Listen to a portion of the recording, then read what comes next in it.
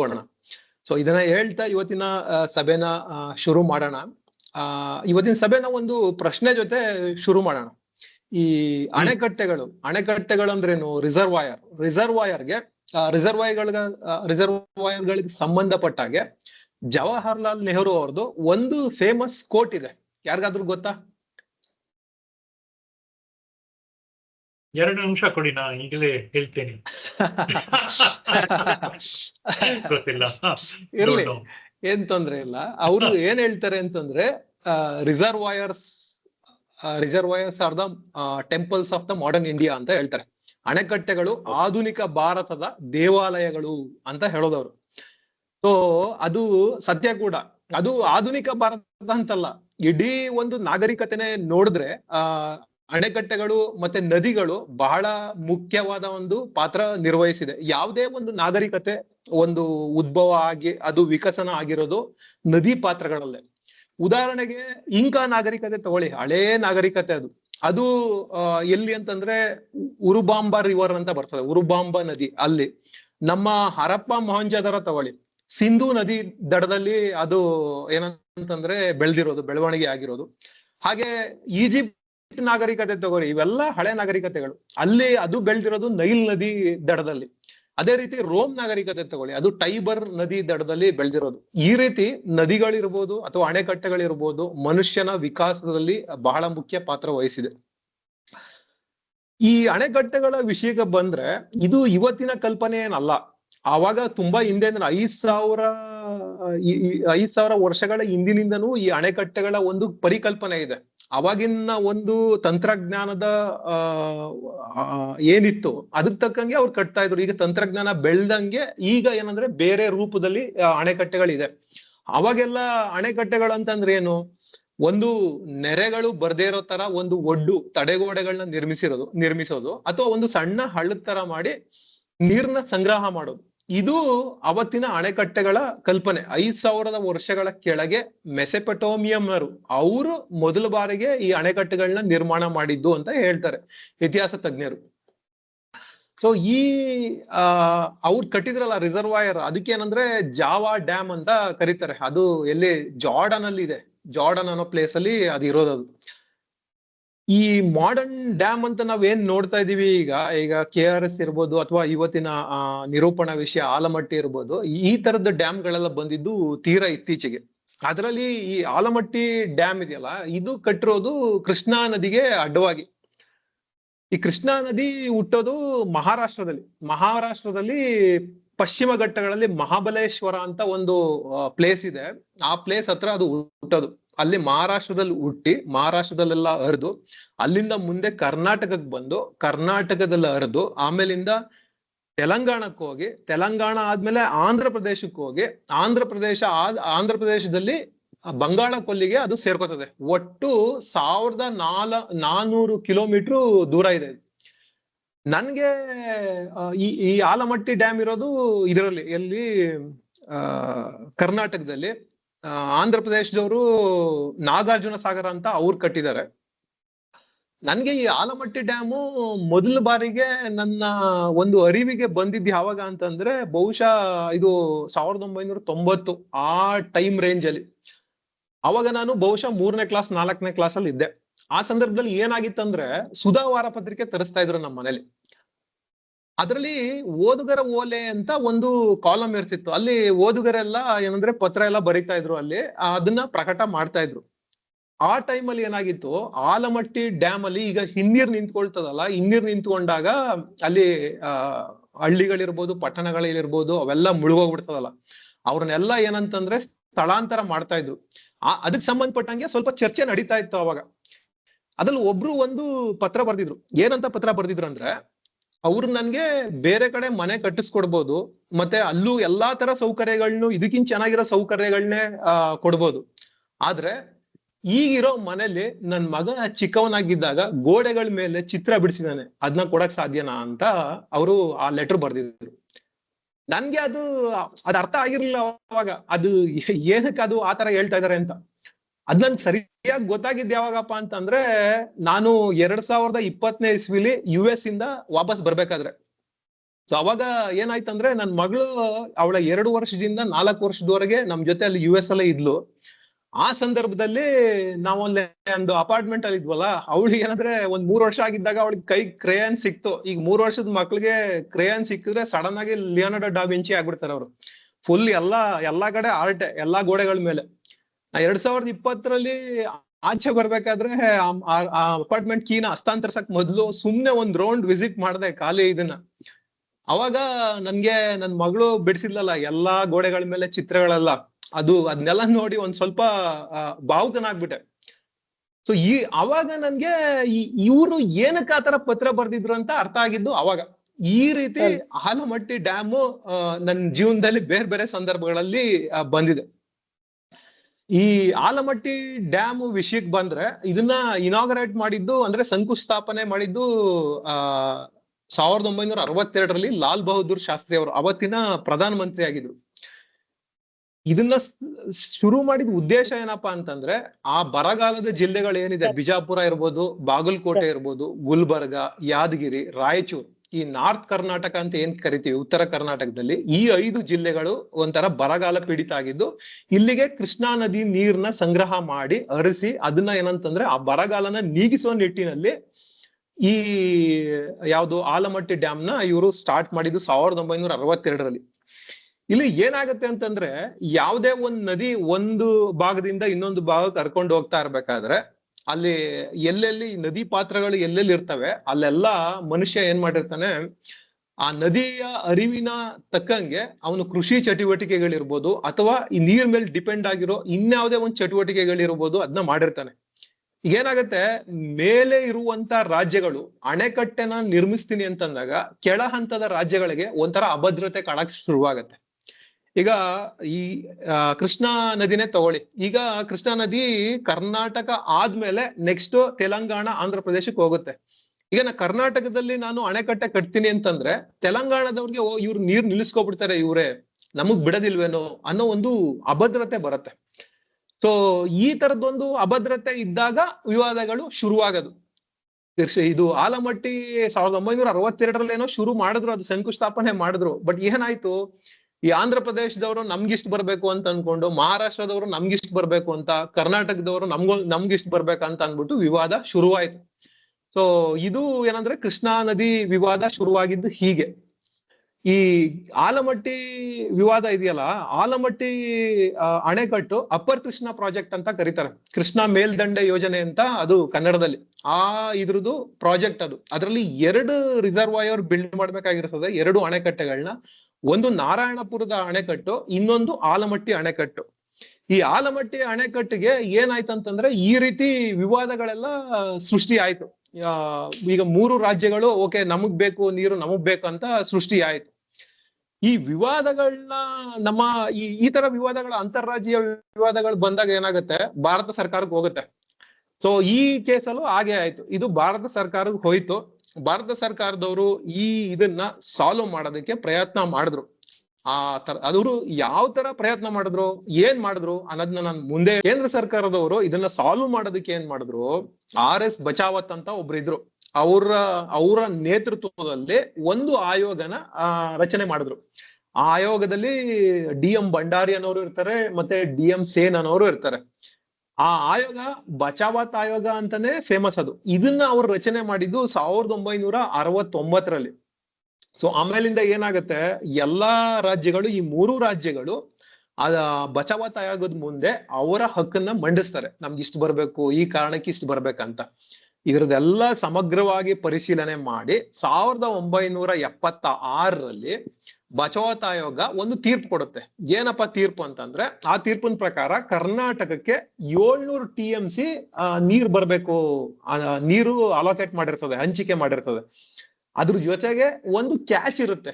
ಈ 700 TMC ನೀರಿದೆಯಲ್ಲ, ಅದನ್ನ ಮೇ 31, 2000 ಒಳಗೆ ಏನಂತಂದ್ರೆ ಕರ್ನಾಟಕ ಸಂಪೂರ್ಣವಾಗಿ ಬಳಸ್ಕೋಬೇಕು. ಇಲ್ಲಾದ್ರೆ ಆ 700 TMC ಕರ್ನಾಟಕಕ್ಕೆ ಮಿಸ್ ಆಗತ್ತೆ. ಇದು ಕ್ಯಾಚ್. ಅದು 2000ನೇ ಇಸ್ವಿ ಮೇ 31 ಅಷ್ಟೊಳಗೆ ಬಳಸ್ಕೋಬೇಕಾಗ್ತದೆ. ಸೊ ಅವಾಗ ಮುಖ್ಯಮಂತ್ರಿಗಳಿದ್ದು ದೇವರಾಜ್ ಅರಸು ಅವರು. ದೇವೇಗೌಡರು ಆಪೋಸಿಷನ್ ಲೀಡರ್, ವಿರೋಧ ಪಕ್ಷದ ನಾಯಕ.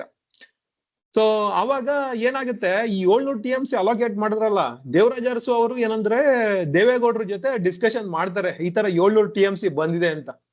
ಸೊ ಅವಾಗ ಇವ್ರಿಬ್ರಿಗೂ ಅನ್ಸುತ್ತೆ ಏನಂದ್ರೆ ನಮ್ಗೆ ಕರ್ನಾಟಕಕ್ಕೆ ಇಲ್ಲಿ ಅನ್ಯಾಯ ಆಗಿದೆ ಅಂತ. ಸೊ ಆಮೇಲಿಂದ ಏನ್ ಮಾಡ್ತಾರೆ, ಸದನದಲ್ಲಿ ಒಂದು ನಿರ್ಣಯ ಮಂಡಿಸ್ತಾರೆ.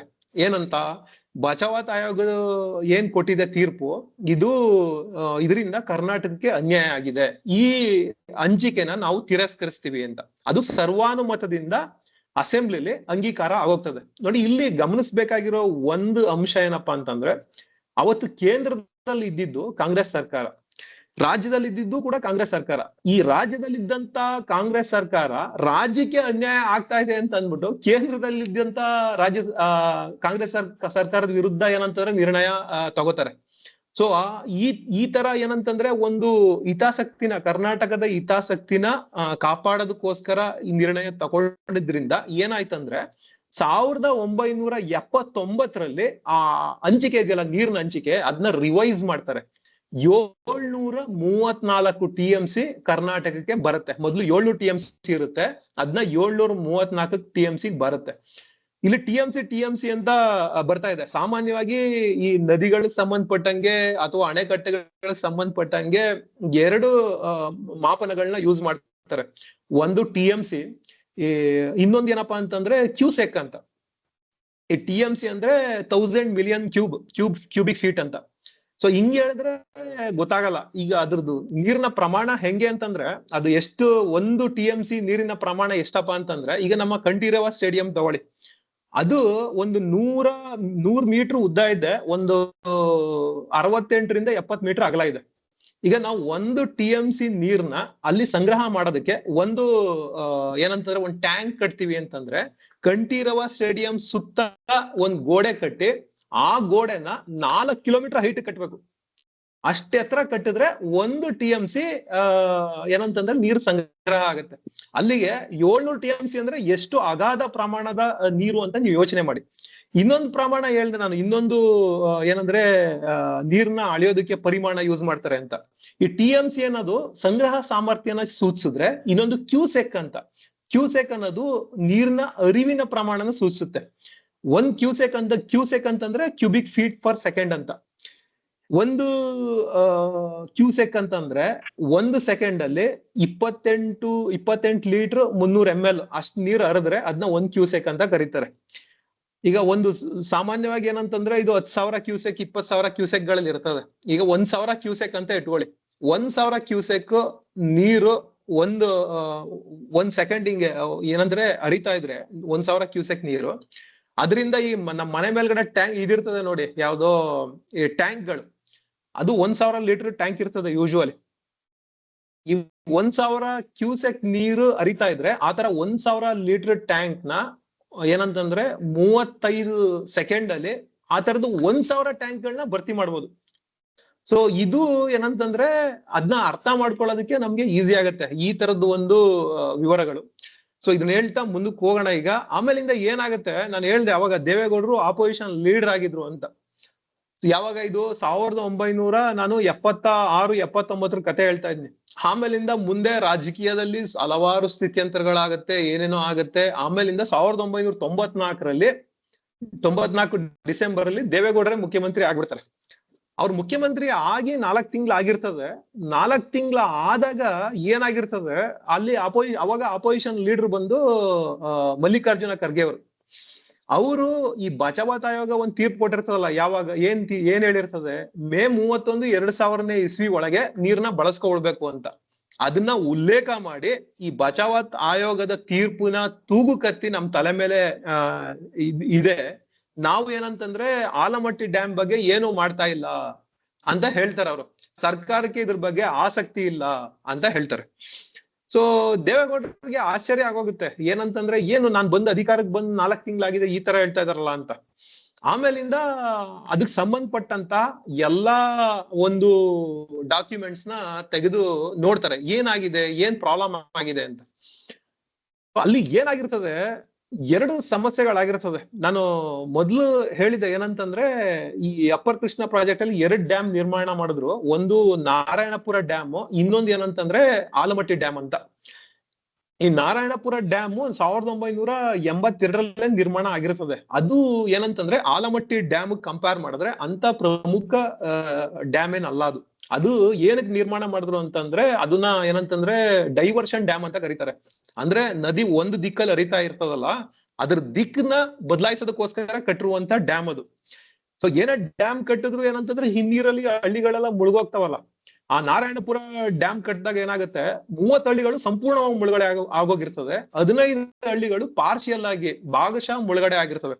ಈ ಮುಳುಗಡೆ ಆಗಿರೋರ್ಗೆ ಏನಂತಂದ್ರೆ ಬೇರೆ ಕಡೆ ಒಂದು ಪುನರ್ವಸತಿ ಇರ್ಬೋದು, ಪುನರ್ ವ್ಯವಸ್ಥೆ ಇರ್ಬೋದು, ಅದನ್ನ ನಿರ್ಮಾಣ ಮಾಡೋದು ಸರ್ಕಾರದ ಕರ್ತವ್ಯ. ಇದಕ್ಕೆ ಅಂತಂದ್ರೆ ಲ್ಯಾಂಡ್ ಅಕ್ವಿಸಿಷನ್ ಆಕ್ಟ್ ಅಂತ ಇದೆ. ಅದ್ರ ಪ್ರಕಾರ ಏನಂತಂದ್ರೆ ಅವೆಲ್ಲ ವ್ಯವಸ್ಥೆ ಸರ್ಕಾರಗಳು ಆಗಿರ್ತದೆ. ಈ ನಾರಾಯಣಪುರ ಡ್ಯಾಮ್ ಅಲ್ಲಿ ಎಲ್ಲ ಮುಳುಗಡೆ ಆಗಿರ್ತದಲ್ಲ, ಅವ್ರಿಗೆಲ್ಲ ಪುನರ್ವಸತಿ ಏನಂತಂದ್ರೆ ಕಂಪ್ಲೀಟೇ ಆಗಿರಲ್ಲ. ಅವ್ರನ್ನ ತಾತ್ಕಾಲಿಕ ಶಿಬಿರಗಳಲ್ಲಿ ಇಡ್ಸಿರ್ತಾರೆ. ಅಲ್ಲಿ ಕಂಡೀಷನ್ ತುಂಬಾ ಕೆಟ್ಟದಾಗಿರ್ತದೆ. ಈ ಡ್ಯಾಮ್ಗಳೆಲ್ಲ ಇದು ಏನಂತಂದ್ರೆ ದೇವೇಗೌಡರು ಆ ಫೈಲ್ಗಳೆಲ್ಲ ನೋಡಿದಾಗ ಅವ್ರಿಗೆ ಗಮನಕ್ಕೆ ಬರ್ತದೆ. ಈ ಡ್ಯಾಮ್ಗಳೆಲ್ಲ ಏನಪ್ಪಾ ಅಂತಂದ್ರೆ ಡ್ಯಾಮ್ಗಳನ್ನ ಕಟ್ಟಬೇಕಾದ್ರೆ ತುಂಬಾ ಅಗಾಧ ಪ್ರಮಾಣದ ಹಣ ಬೇಕಾಗ್ತದೆ. ಅದನ್ನ ಸರ್ಕಾರಗಳು ಹೊಂದ್ಸಕ್ ಆಗಲ್ಲ. ಈಗ ಉದಾಹರಣೆಗೆ ಹೇಳ್ಬೇಕಂತಂದ್ರೆ KRS ಡ್ಯಾಮ್ ನಿರ್ಮಾಣ ಮಾಡ್ಬೇಕಾದ್ರೆ 1909 ಅವಾಗ 8-9ರಲ್ಲಿ ಬಜೆಟ್ ಹಾಕಿದ್ರಲ್ಲ, ಅವಾಗ ಅದಕ್ಕೆ ಬಜೆಟ್ ಹಾಕಿದಾಗ ಅದ್ರದ್ದು ವೆಚ್ಚ ಎಷ್ಟ್ ಬಂತಂತಂದ್ರೆ 2,90,00,000.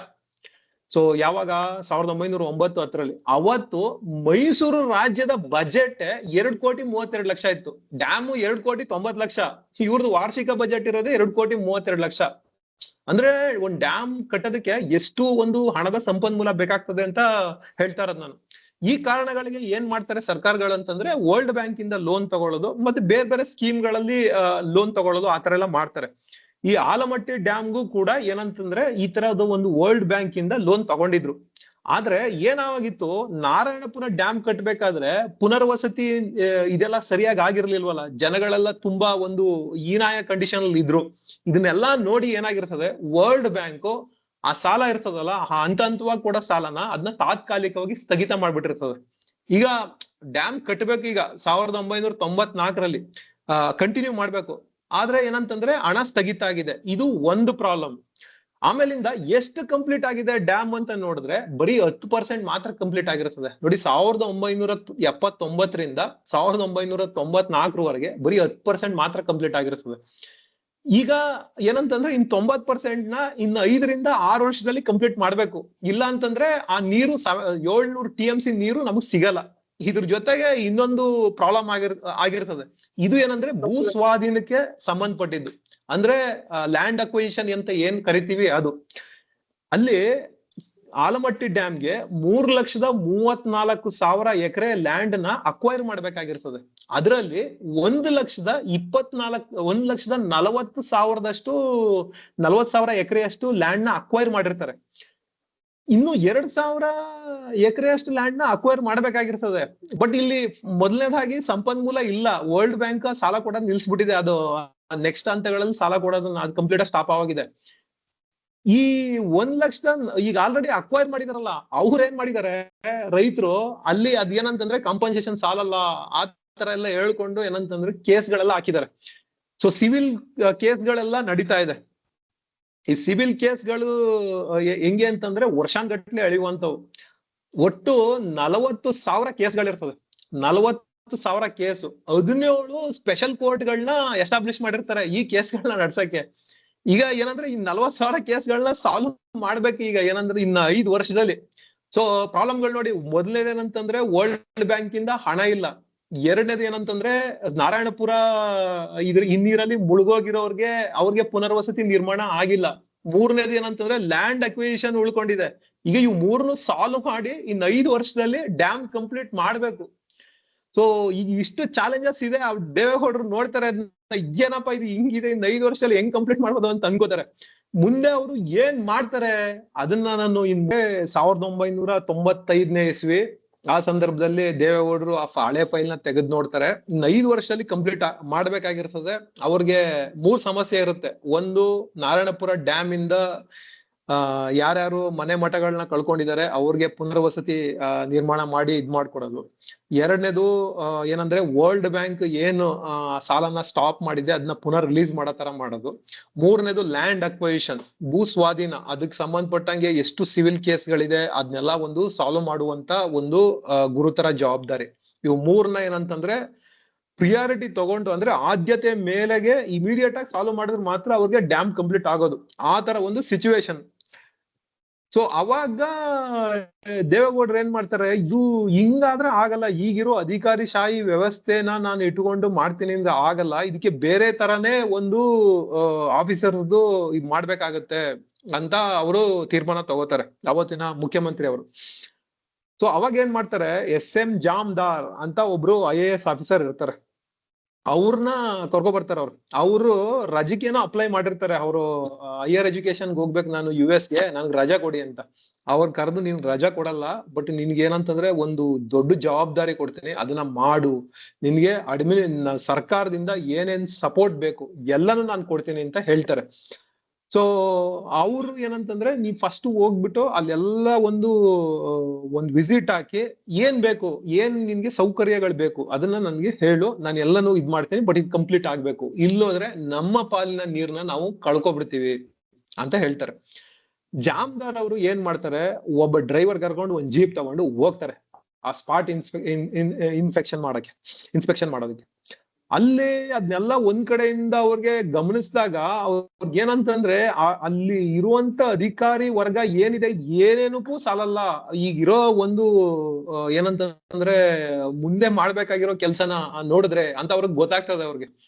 ಸೊ ಅದಕ್ಕೆ ಏನ್ ಮಾಡ್ತಾರೆ, ಅವರು ಒಂದು ಏನೇನು ಅವ್ರಿಗೆ ಬೇಕು ಸೌಲಭ್ಯಗಳು ಅಂತ ಅಂದ್ಬಿಟ್ಟು ಒಂದು ಲಿಸ್ಟ್ ಮಾಡ್ತಾರೆ. ಅದು ನಾನು ಆಕ್ಚುಲಿ ನೋಟ್ ಮಾಡ್ಕೊಂಡಿದ್ದೆ ಅವ್ರು ಏನೇನು ಲಿಸ್ಟ್ ಇದ್ ಮಾಡಿದಾರೆ ಅಂತ. ಅವಾಗ ಏನಂದ್ರೆ 6 ಜನ ಪುನರ್ವಸತಿ ಅಧಿಕಾರಿಗಳಿರ್ತಾರೆ, ಅದನ್ನ ಜಾಮ್ದಾರ್ ಅವರು 17 ಜನ ಬೇಕು ಅಂತ ಕೇಳ್ತಾರೆ. ಆಮೇಲಿಂದ 2 ಡೆಪ್ಯೂಟಿ ಕಮಿಷನರ್ ಇರ್ತಾರೆ, ಅದನ್ನ ಏನಂತಂದ್ರೆ 4 ಜನ ಬೇಕು ಅಂತ ಕೇಳ್ತಾರೆ. ಆಮೇಲಿಂದ 80 ಜನ ಹೊಸ ಅಧಿಕಾರಿಗಳನ್ನ ಅಪಾಯಿಂಟ್ ಮಾಡ್ಬೇಕಂತ ಹೇಳ್ತಾರೆ. 120 ಜೀಪ್ ಬೇಕು, ಮತ್ತೆ 120 ಕಂಪ್ಯೂಟರ್ ಬೇಕು ಅಂತ ಹೇಳ್ತಾರೆ. ಕಂಪ್ಯೂಟರ್ ಅವಾಗಿನ್ನೂ ಬರ್ತಾ ಇರ್ತದೆ 1995ನೇ ಇಸ್ವಿ. ಆಮೇಲಿಂದ ಬಜೆಟ್ 40 ಕೋಟಿ ಏನೋ ಕೇಳ್ತಾರೆ. ಸೊ ಇದಿಷ್ಟನ್ನ ಒಂದು ಲಿಸ್ಟ್ ಮಾಡ್ಬಿಟ್ಟು ಕಳಿಸ್ದಾಗ ಏನಂತಂದ್ರೆ ಅದ್ರ ಒಂದೇ ಒಂದು ಚೇಂಜ್ ಮಾಡ್ದಾನೆ ಹಂಗೆ ಅಪ್ರೂವ್ ಮಾಡ್ತಾರೆ ಅದನ್ನ. ಆ ಜಹಾಮ್ದಾರ್ ಅವ್ರಿಗೆ ಆಶ್ಚರ್ಯ ಆಗೋಗ್ತದೆ, ಏನು ಇದು ಹಿಂಗ್ ಕಳ್ಸಿದ ತಕ್ಷಣ ಹಿಂಗೆ ಅಪ್ರೂವ್ ಮಾಡಿ ಬಂದ್ಬಿಟ್ಟು ಇಮಿಡಿಯೇಟ್ ಆಗಿ ಬಂದ್ಬಿಡುತ್ತೆ ಅವ್ರಿಗೆ ಜಾಮ್ದಾರ್ ಅವ್ರಿಗೆ ಖುಷಿ ಆಗೋಗ್ತದೆ. ಫುಲ್ ಇನ್ಫ್ರಾಸ್ಟ್ರಕ್ಚರ್ ಎಲ್ಲ ರೆಡಿ ಮಾಡಿ ಆಫೀಸರ್ಸ್ಗೆಲ್ಲ ಅವ್ರಿಗೆ ಒಂದು ವಸತಿ ವ್ಯವಸ್ಥೆ ಎಲ್ಲ ಶುರು ಮಾಡ್ಕೊಂಡು ಎಲ್ಲರೂ ಅಲ್ಲಿ ಬಂದಿಳಿದು ಕೆಲಸ ಸ್ಟಾರ್ಟ್ ಮಾಡ್ತಾರೆ. ಅವರ ಮೊದಲನೇ ಆದ್ಯತೆ ಏನಪ್ಪಾ ಅಂತಂದ್ರೆ ಅಲ್ಲಿ ಪುನರ್ವಸತೀಕರಣ, ನಾರಾಯಣಪುರ ಡ್ಯಾಮ್ ಅಲ್ಲಿ ಯಾರ್ಯಾರು ಮನೆ ಮಠ ಕಳ್ಕೊಂಡಿದ್ದಾರೆ ಅವ್ರಿಗೆ ಪುನರ್ವಸತಿ ಮಾಡುವಂತ ಇದು, ಆ ಕೆಲಸ ಇಮಿಡಿಯೇಟ್ ಆಗಿ ಪ್ರಿಯಾರಿಟಿ ತಗೊಂಡು ಶುರು ಮಾಡ್ತಾರೆ. ಆ ಕೆಲಸ ನಡೀತಾ ಇರ್ತದೆ. ಆ ಸಂದರ್ಭದಲ್ಲಿ ವರ್ಲ್ಡ್ ಬ್ಯಾಂಕ್ ಅವರು ವಿಸಿಟಿಂಗ್ ಬರ್ತಾರೆ, ಏನ್ ಕೆಲಸ ನಡೀತಾ ಇದೆ ಏನ್ ಕತೆ ಅಂತ. ಅವರು ಅಲ್ಲೆಲ್ಲ ನೋಡ್ತಾರೆ, ಈಗ ಹೊಸ ಅಧಿಕಾರಿಗಳು ಬಂದಿರೋದು, ಮತ್ತೆ ಅಲ್ಲಿರೋ ಸೌಲಭ್ಯಗಳು, ಆಮೇಲೆ ಇದುವರೆಗೂ ಮಾಡಿರೋ ಕೆಲ್ಸ ಅವರೆಲ್ಲ ಬಂದು ಅದನ್ನೆಲ್ಲ ನೋಡಿ ಅವ್ರಿಗೆ ಇಂಪ್ರೆಸ್ ಆಗತ್ತೆ. ಸೊ ಅವರು ಏನಂದ್ರೆ ಒಂದು ಒಳ್ಳೆ ರೀತಿಲಿ ರಿಪೋರ್ಟ್ ಬರೆದ್ಬಿಟ್ಟು ಅದನ್ನ ಕಳಿಸ್ತಾರೆ. ಆಮೇಲಿಂದ ಏನಾಗುತ್ತೆ, ಮುಂದೆ ವಾಷಿಂಗ್ಟನ್ ನಲ್ಲಿ ಒಂದು ಸಭೆ ನಡೀತೆ ವರ್ಲ್ಡ್ ಬ್ಯಾಂಕ್ ಅಲ್ಲಿ.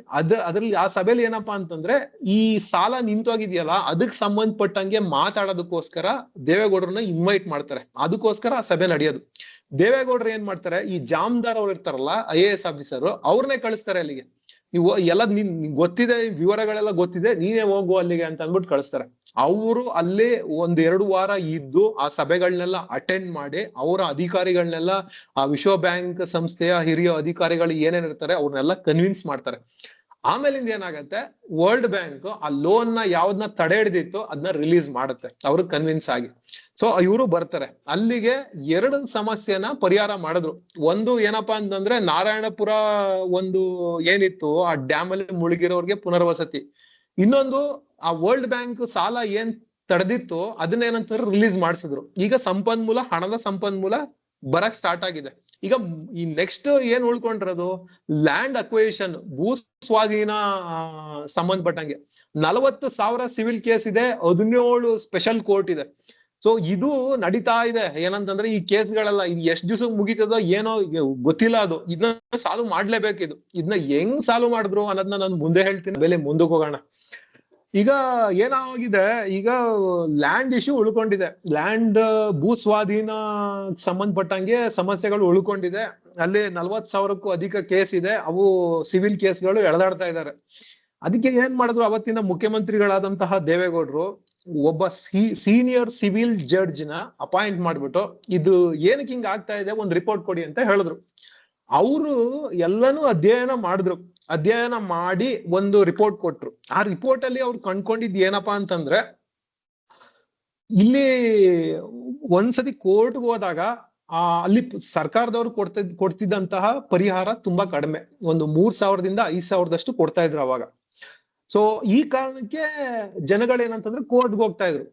ಕೋರ್ಟ್ಗೆ ಹೋದಾಗ ಏನಾಗ್ತಾ ಇತ್ತು, ಅಲ್ಲಿ 4-5 ವರ್ಷ ಅದು ಕೇಸ್ ಎಳ್ದು 5 ವರ್ಷ ಆದ್ಮೇಲೆ ಆ ಪರಿಹಾರದ 4ರಷ್ಟು ಅಮೌಂಟ್ ದುಡ್ಡು ಬರೋದು. ಈಗ 5,000 ಅಂದ್ರೆ 20,000. ಅದಕ್ಕೆ ಇಂಟ್ರೆಸ್ಟ್ ಅದು ಇದು ಎಲ್ಲ ಸೇರಿಸಿ ಒಂದು 30,000, ಅರೌಂಡ್ 30-35,000 ಇವ್ರಿಗೆ ರೈತರಿಗೆ ಪರಿಹಾರ ಹೋಗೋದು.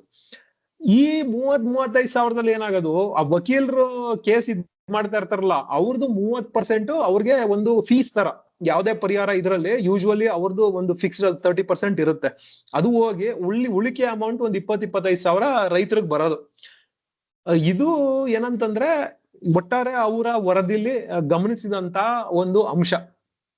ಅದಕ್ಕೆ ದೇವೇಗೌಡರು ಅವರ ಅಧಿಕಾರಿಗಳ ಜೊತೆ ಎಲ್ಲ ಚರ್ಚೆ ಮಾಡ್ತಾರೆ. ಅವಾಗ ಒಂದು ಐಡಿಯಾ ಬರ್ತದೆ. ಏನಂತಂದ್ರೆ, ಈಗ 4-5 ವರ್ಷ ಹಿಂಗ್ ಎಳೆಯೋದ್ರ ಬದಲು ನಾವೇ ಒಂದು ಇದನ್ನ ಕಾಂಪನ್ಸೇಷನ್ ನ ಜಾಸ್ತಿ ಮಾಡ್ಬಿಟ್ರೆ, ಈಗ ನಮ್ಗೂ ಈಗ ಅವರು ವಕೀಲರು ಕಟ್ಟಾದ್ಮೇಲೆ ಸರ್ಕಾರದವರು ವಕೀಲರು ಕಟ್ಬೇಕು. ಇವರು ವಿಶೇಷ ನ್ಯಾಯಾಲಯಗಳನ್ನ ಸ್ಥಾಪನೆ ಮಾಡ್ಬೇಕು. ಅಲ್ಲಿ ವಾದ ವಿವಾದಗಳು ಆಗ್ಬೇಕು. ಈಗ ಸರ್ಕಾರಕ್ಕೂ ಖರ್ಚಿದೆ. ಈಗ ಅದನ್ನೆಲ್ಲ ಪರಿಗಣನೆ ಮಾಡಿದಾಗ ಏನಂತಾರೆ, ನಾವೇ ಜಾಸ್ತಿ ಮಾಡ್ಬಿಟ್ರೆ, ಈಗ 4,000 ಇದ್ದಿದ್ನ 40,000 ಕಾಂಪನ್ಸೇಷನ್ ಕೊಟ್ಬಿಟ್ರೆ ಅವಾಗ ಏನಂದ್ರೆ ರೈತರು ಒಪ್ಕೋತಾರಲ್ವಾ ಅಂತ ಒಂದು ಆಲೋಚನೆ ಬಂತು. ಸೊ ಅದು ಒಳ್ಳೆ ಐಡಿಯಾ ಅಂತ ಅನಿಸ್ತು. ಸರಿ, ಇಂಪ್ಲಿಮೆಂಟ್ ಮಾಡೋಣ ಅಂತ ಹೇಳಿದ್ರು. ಅವಾಗ ಕನ್ಸೆಂಟ್ ಅವಾರ್ಡ್ ಅಂತ ಒಂದ್ ಸ್ಕೀಮ್ ತಗೊಬಂದ್ರು. ಅಂದ್ರೆ ಅವರು ಈಗ ಇವರು ಏನಂತಾರೆ, ಸಮ್ಮತಿ ಕೊಟ್ಟು ಅದನ್ನ ಅವಾರ್ಡ್ ಇದನ್ನ ತಗೊಳ್ಳೋದು, ಪರಿಹಾರ ತಗೊಳ್ಳೋದು, ಸಮ್ಮತಿ ಪರಿಹಾರ ಅಂತ ಆ ಯೋಜನೆ ಹೆಸರು. ಇಲ್ಲಿ ಏನಂತಂದ್ರೆ, ಈಗ 4,000 ಇದ್ದಿದ್ ಕಡೆ 40,000 ಪರಿಹಾರ ಕೊಡ್ತಾರೆ. ಆದ್ರೆ ರೈತರು ಒಂದು ಬಾಂಡ್ ಪೇಪರ್ ಮೇಲೆ ಸೈನ್ ಮಾಡಿ ಕೊಡ್ಬೇಕು. ನನ್ಗೇನಂತಂದ್ರೆ, ನನ್ಗೆ ಯಾವ ಇದರಿಂದನೂ ನಾನು ಇದ್ರ ಮೇಲೆ ಕೇಸ್ ಹಾಕಲ್ಲ, ನನ್ಗೆ ಸಂಪೂರ್ಣ ಸಹಮತಿ ಇದೆ ಅಂತ ಒಂದು ಇದ್ ಮಾಡ್ತಾರೆ. ಸರಿ, ಈ ಸ್ಕೀಮ್ ನ ಇಂಪ್ಲಿಮೆಂಟ್ ಮಾಡ್ತಾರೆ. ಇಂಪ್ಲಿಮೆಂಟ್ ಮಾಡಿದಾಗ ಏನಾಗುತ್ತೆ, ಈ ಕೇಸ್ಗಳೆಲ್ಲ ನಡೀತಾ ಇರ್ತದಲ್ಲ ಮೊದ್ಲು ಸಿವಿಲ್ ಕೇಸಲ್ಲಿ, ಆ ಕೇಸ್ಗಳಿಂದ ಒಂದು ಎಕೋಸಿಸ್ಟಮ್ ಬಿಲ್ಡ್ ಆಗ್ಬಿಟ್ಟಿರ್ತದೆ. ಹೆಂಗೆ ಅಂದ್ರೆ, ಮಧ್ಯವರ್ತಿಗಳು, ಲಾಯರ್ಗಳು ಇವ್ರದೆಲ್ಲ ಸೇರ್ಕೊಂಡು ಏನಂತಂದ್ರೆ, ಈಗ ರೈತರುಗಳಿಗೆ ಈ ಕಾನೂನಿನ ರೀತಿ ರಿವಾಜ್ಗಳು ಗೊತ್ತಿರಲ್ಲ. ಸೊ ಈಗ ಅದಕ್ಕೆ ಏನಂತಂದ್ರೆ, ಅವರು ಮಧ್ಯವರ್ತಿಗಳು ಏನಿರ್ತಾರೆ ಅವ್ರ ಮೇಲೆ ಡಿಪೆಂಡ್ ಆಗಿರ್ತಾರೆ. ಆ ಮಧ್ಯವರ್ತಿಗಳು ಒಬ್ರು ಲಾಯರ್ನ ಇದ್ ಮಾಡ್ಕೊಂಡು ಈ ತರದ್ ಒಂದು ಎಕೋಸಿಸ್ಟಮ್ ಬಿಲ್ಡ್ ಆಗಿರ್ತದೆ. ಸೊ ಇವರು ಲಾಯರ್ಗಳೇನಿರ್ತಾರೆ ಅವರೆಲ್ಲ ಏನಂತಂದ್ರೆ ಸ್ಟ್ರೈಕ್ ಹೋಗ್ತಾರೆ, ಬೆಂಗಳೂರು ಚಲೋ ಮಾಡ್ತಾರೆ. ಅವಾಗ ನಮ್ಮ ಹೊಟ್ಟೆ ಮೇಲೆ ಹೊಡಿತಾ ಇದ್ದೀರಿ ನೀವು ಈ ಸ್ಕೀಮ್ ತಗೊಬಂದು ಅಂತ. ಆಮೇಲಿಂದ ಆ ಜಾಮದಾರ IAS ಆಫೀಸರ್ಸ್ ಇರ್ತಾರಲ್ಲ ಅವ್ರ ಮೇಲೆ ಈ ಮಧ್ಯವರ್ತಿಗಳಲ್ಲಿ ಒಂದ್ ಸ್ವಲ್ಪ ಕಿಡಿಗೇಡಿಗಳು ಒಂದಷ್ಟು ಜನ ಇರ್ತಾರಲ್ಲ, ಅವರು ಜೀವ ಬೆದರಿಕೆ ಆಗ್ತಾರೆ ಜಾಮದಾರ್ ಅವ್ರ ಮೇಲೆ. ಇವ್ರಿದ್ರೆ ನಮ್ ಕತೆ ಮುಗಿಸ್ಬಿಡ್ತಾರೆ ಅಂತ. ಸೊ ಅವಾಗ ಏನಾಗುತ್ತೆ, ಸರ್ಕಾರದವರು ಇವ್ರಿಗೆ ಇದು ಕೊಡ್ತಾರೆ, ರಕ್ಷಣೆ ಕೊಡ್ತಾರೆ. ಒಂದ್ 24/7 ಅವ್ರಿಗೆ ಪ್ರೊಟೆಕ್ಷನ್. ಯಾರಿಗೆ? ಜಾಮದಾರ್ IAS ಅಧಿಕಾರಿ ಅವ್ರಿಗೆ. ಆಮೇಲಿಂದ ಈ ಇವರು ಬೆಂಗಳೂರು ಚಲೋ ಮಾಡಿದ್ರು, ಏನೇ ಸ್ಟ್ರೈಕ್ ಮಾಡಿದ್ರು, they will go ahead with the scheme implementation. ಅದನ್ನ ಇಂಪ್ಲಿಮೆಂಟ್ ಮಾಡ್ತಾರೆ. ಅದು ಇಂಪ್ಲಿಮೆಂಟ್ ಮಾಡಿದ ರೀತಿನೂ ಏನಂತಂದ್ರೆ, ಬೇಗ ಕೆಲಸ ಆಗ್ಬೇಕು ಅನ್ನೋ ಒಂದು ಕಾರಣಕ್ಕೆ ಹೆಂಗ್ ಮಾಡ್ತಾರೆ ಅಂತಂದ್ರೆ, ಪ್ರತಿಯೊಂದು ಗ್ರಾಮದಲ್ಲೂ ಒಂದು ಗ್ರಾಮ ಸಭೆ ಮಾಡ್ತಾರೆ. ಸೊ ಒಟ್ಟು 179 ಹಳ್ಳಿಗಳು ಏನಂತಂದ್ರೆ ಅಲ್ಲಿ ಮುಳುಗಡೆ ಆಗ್ಬೇಕಾಗಿರೋದು. ಸೊ ಒಂದೊಂದು ಹಳ್ಳಿಗೂ ಏನಂತಂದ್ರೆ ಒಂದೊಂದು ಗ್ರಾಮ ಸಭೆ. ಆ ಗ್ರಾಮ ಸಭೆಗೆ ಹೆಂಗೆ ಅಂತಂದ್ರೆ, DC, ತಹಶೀಲ್ದಾರರು, ಆಮೇಲಿಂದ ಯಾರ್ಯಾರು ವಿಶೇಷ ಅಧಿಕಾರಿಗಳಿದ್ದಾರೆ ಅವರು, ಒಬ್ರು ಫೋಟೋಗ್ರಾಫರ್, ಆಮೇಲೆ ಬ್ಯಾಂಕ್ ಅಫಿಷಿಯಲ್ಸ್ ಏನಿದ್ದಾರೆ ಅವರು ಎಲ್ರು ಬರ್ಬೇಕಲ್ಲಿ. ಸೊ ಆ ಗ್ರಾಮ ಸಭೆಲೆ ಏನಂತಂದ್ರೆ, ಪರಿಹಾರ ಯಾರ್ಯಾರಿಗೆ ಸಮ್ಮತಿ ಇದೆ ಅವ್ರಿಗೆ ಏನಂತಂದ್ರೆ ವಿತರಣೆ ಮಾಡೋದು. ಅವ್ರಿಗೆ ಅಕಸ್ಮಾತ್ ಬ್ಯಾಂಕ್ ಅಕೌಂಟ್ ಇಲ್ವಾ, ಅಲ್ಲೇ ಬ್ಯಾಂಕ್ ಅಫಿಷಿಯಲ್ಸ್ ಇದಾರೆ, ಬ್ಯಾಂಕ್ ಅಫಿಷಿಯಲ್ಸ್ ಅಲ್ಲೇ ಫಿಲ್ ಮಾಡೋದು, ಫಿಲ್ ಮಾಡ್ಬಿಟ್ಟು ಅಪ್ಲಿಕೇಶನ್ ಇದ್ ಮಾಡಿ ಬ್ಯಾಂಕ್ ಅಕೌಂಟ್ ಅಲ್ಲೇ ಓಪನ್ ಮಾಡೋದು, ಅಲ್ಲಿ ಚೆಕ್ ಕೊಡೋದು, ಅಲ್ಲೇ ಏನಂತಂದ್ರೆ ಅವ್ರ ಅಕೌಂಟ್ಗೆ ಆಗೋದು. ಈ ತರ ಇಲ್ಲಿ ಮಧ್ಯವರ್ತಿಗಳ ಕಾಟನೇ ಇಲ್ಲ. ಇಡೀ ಸರ್ಕಾರನೇ ಜನಗಳ ಬಳಿಗೆ ಹೋಗಿ ಏನಂತಂದ್ರೆ ಅವ್ರ ಕೆಲ್ಸನ ಮಾಡ್ಕೊಡುತ್ತೆ. ಸೊ ಈ ಕಾರಣದಿಂದ ಒಂದು 95% ಹೆಚ್ಚು ಜನ ಆ ಸಮ್ಮತಿ ಪರಿಹಾರನ ಪಡೆಯೋದಕ್ಕೆ ಒಪ್ಕೋತಾರೆ. ಸೊ ಅದನ್ನ ಒಪ್ಕೊಂಡು ಈ ಲ್ಯಾಂಡ್ ಅಕ್ವೈಷನ್ ಇಶ್ಯೂ ಕೂಡ ಸಾಲ್ವ್ ಆಗುತ್ತೆ. ಸೊ ಈ ರೀತಿ ಅದಕ್ಕೆ ಇದ್ದಂತ ಅಡೆತಡೆಗಳೆಲ್ಲ ಒಂದು ಏನಂತಂದ್ರೆ ಸಾಲ್ವ್ ಆಗುತ್ತೆ. ಅಷ್ಟರಲ್ಲಿ ದೇವೇಗೌಡರು ಪ್ರಧಾನಿ ಆಗೋಗ್ತಾರೆ. ಇಲ್ಲಿ JH ಪಟೇಲ್ರು ಮುಖ್ಯಮಂತ್ರಿ ಆಗ್ತಾರೆ. ಸೊ JH ಪಟೇಲ್ರು ಕೂಡ ಅದಕ್ಕೆ ಅಷ್ಟೇ ಸಹಕಾರ ಕೊಡ್ತಾರೆ. ಕೇಂದ್ರದಲ್ಲಿ ದೇವೇಗೌಡರ ಇದ್ದಿದ್ರಿಂದ ಅಲ್ಲೂ ಕೂಡ ಸಹಕಾರ ಸಿಗಕ್ ಸ್ಟಾರ್ಟ್ ಆಗತ್ತೆ. ಅವರ ನಂತರ ಬಂದಂತಹ ಎಲ್ಲಾ ಮುಖ್ಯಮಂತ್ರಿಗಳು, ಈಗ ನೆಕ್ಸ್ಟ್ ಏನಂತಂದ್ರೆ SM ಕೃಷ್ಣ ಅವ್ರು ಬರ್ತಾರೆ, ಅವರು ಸಹಕಾರ ಕೊಡ್ತಾರೆ. ಇವರೆಲ್ಲ ಕೊಟ್ಟಿದ್ರಿಂದ ಏನಾಗತ್ತೆ, 2000ನೇ ಇಸ್ವಿಲಿ 700 TMC ನ ಏನು ಹಿಡಿದಿಡ್ಬೇಕು ಅಷ್ಟನ್ನ ಹಿಡಿದಿಡುವಂತ ಒಂದು ಕೆಪಾಸಿಟಿ ಇರುವಂತ ಡ್ಯಾಮ್ ರೆಡಿ ಆಗತ್ತೆ. ಸೊ ಅಲ್ಲಿಗೆ ಬಚಾವತ ಆಯೋಗದ ಒಂದು ತೀರ್ಪಿನಿಂದ ಏನಂತಂದ್ರೆ ಬಚಾವ್ ಆದ್ವಿ. ಸೊ ಆಮೇಲಿಂದ ಒಂದಷ್ಟು ಕೆಲಸಗಳು ಅದು ಎಲ್ಲ ಉಳ್ಕೊಂಡಿರ್ತದೆ. ಈಗ ಕ್ಯಾನಲ್ಗಳ ನಿರ್ಮಾಣ ಇರ್ಬೋದು, ಅಣೆಕಟ್ಟೆನ ಇನ್ನೂ ಒಂದ್ ಸ್ವಲ್ಪ ಇಂಪ್ರೂವ್ ಮಾಡೋದಿರ್ಬೋದು, ಅವೆಲ್ಲ ಉಳ್ಕೊಂಡಿರ್ತದೆ. ಅದನ್ನೆಲ್ಲ ಏನಂತಂದ್ರೆ ಕಂಪ್ಲೀಟ್ ಮಾಡಿ 2005 ಜುಲೈಗೆ ಅದು ಕಂಪ್ಲೀಟ್ ಆಗತ್ತೆ. 2006 ಆಗಸ್ಟ್ ತಿಂಗಳಲ್ಲಿ ನಮ್ಮ ಅವತ್ತಿನ ರಾಷ್ಟ್ರಪತಿಗಳಾದಂತಹ ಅಬ್ದುಲ್ ಕಲಾಂ ಅವರು ಅದನ್ನ ಉದ್ಘಾಟನೆ ಮಾಡ್ತಾರೆ. ಈ ಆಲಮಟ್ಟಿ ಡ್ಯಾಮ್ ನ ಲಾಲ್ ಬಹದ್ದೂರ್ ಶಾಸ್ತ್ರಿ ಡ್ಯಾಮ್ ಅಂತಾನು ಕರೀತಾರೆ. ಯಾಕಂತಂದ್ರೆ ಅವರು ಅದಕ್ಕೆ ಶಂಕುಸ್ಥಾಪನೆ ಮಾಡಿದ್ರು. ಇದಿಷ್ಟು ಏನಂದ್ರೆ ಆಲಮಟ್ಟಿ ಡ್ಯಾಮ್ ಹೆಂಗೆ ಶುರುವಾಯ್ತು, ಯಾವ ತರ ಅದು ಏನಂತಂದ್ರೆ ವಿಘ್ನಗಳು ಬಂತು, ಅದನ್ನ ಯಾವ ತರ ಪರಿಹಾರ ಮಾಡಿದ್ರು ಅನ್ನೋದಕ್ಕೆ ಏನಂತಂದ್ರೆ ಅನ್ನೋದು ಒಂದು ಕತೆ. ಈ ಕಥೆಲಿ ಹಲವಾರು ಜನ ಮುಖ್ಯಮಂತ್ರಿಗಳು ಬರ್ತಾರೆ, ಪ್ರಧಾನ ಮಂತ್ರಿಗಳು ಬದಲಾಗ್ತಾರೆ. ಇಲ್ಲಿ ಒಂದು ಗಮನಿಸ್ಬೇಕಾಗಿರೋ ಅಂಶ ಏನಪ್ಪಾ ಅಂತಂದ್ರೆ, ಈ ಮುಖ್ಯಮಂತ್ರಿಗಳೆಲ್ಲ ಏನಂತಂದ್ರೆ ಪಕ್ಷಗಳು ಬೇರೆ ಬೇರೆ. ಈ ದೇವರಾಜ ಅರಸು ಅವರು ಕಾಂಗ್ರೆಸ್ ಅಲ್ಲಿ ಇದ್ರು, ದೇವೇಗೌಡರು ಜನತಾದಳ, ಆಮೇಲಿಂದ ಯಡಿಯೂರಪ್ಪ ಅವರು ಒಂದ್ ಸ್ವಲ್ಪ ಪೀರಿಯಡ್ ಬರ್ತಾರೆ, SM ಕೃಷ್ಣ ಅವ್ರು ಬರ್ತಾರೆ, ಯಡಿಯೂರಪ್ಪ ಅವ್ರು BJP. ಸೊ ಈ ತರ ಬೇರೆ ಬೇರೆ ಪಕ್ಷಗಳು ಏನಂತಂದ್ರೆ ಇದ್ರುವೆ, ಇದನ್ನ ಬೇರೆ ಬೇರೆಯವರು ಬೇರೆ ಬೇರೆ ಸಂದರ್ಭಗಳಲ್ಲಿ ಇದನ್ನ ಕೆಲಸ ಮಾಡಿದ್ರುವೆ ಯಾರು ಕರ್ನಾಟಕದ ಹಿತಾಸಕ್ತಿಯ ವಿಷಯಗಳಲ್ಲಿ ರಾಜಿ ಮಾಡ್ಕೊಳ್ಳಿಲ್ಲ ಈ ಆಲಮಟ್ಟಿ ವಿಷಯಕ್ಕೆ ಬಂದಾಗ. ಸೊ ಆ ಕಾರಣದಿಂದ ಅದನ್ನ ಏನಂತಂದ್ರೆ ನಿಗದಿತ ಸಮಯದೊಳಗೆ ಅದನ್ನ ಕಂಪ್ಲೀಟ್ ಮಾಡಿ ನಮ್ಮ ಕರ್ನಾಟಕಕ್ಕೆ ಅನುಕೂಲ ಆಗೋ ತರ ಆಯ್ತು.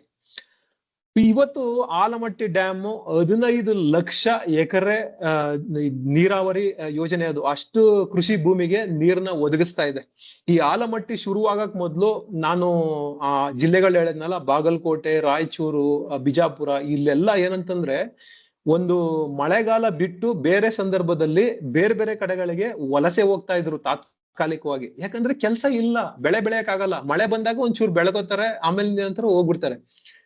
ಈಗ ಏನಂದ್ರೆ ಈ ಆಲಮಟ್ಟಿ ಡ್ಯಾಮ್ ಕಾರಣದಿಂದ ಆ ವಲಸೆ ಹೋಗೋದು ಏನಂದ್ರೆ ನಿಂತಿದೆ.